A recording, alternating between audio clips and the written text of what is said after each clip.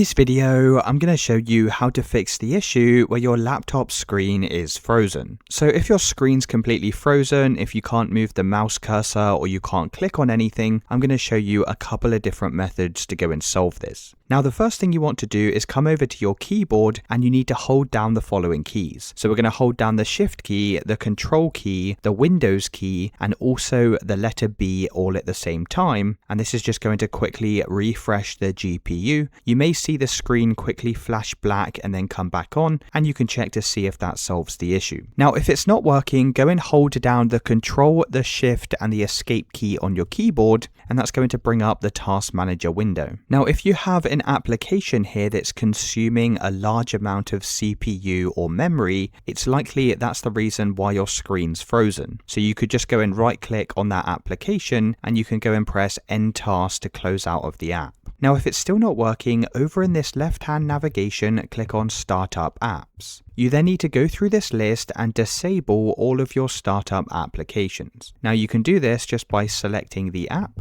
right-clicking on it, and selecting Disable. Now, you just want to go through this entire list and just make sure everything is disabled like so. Now, if you have tried all of these steps and it's still not working, the final solution is just to go and hold down the power button on your laptop, and you need to continue to hold this down for around about 20 seconds. You should see the screen go completely black, and once the laptop's completely shut down, you can then go and press the power button again. It should go and turn back on, and that should have now solved the frozen screen issue.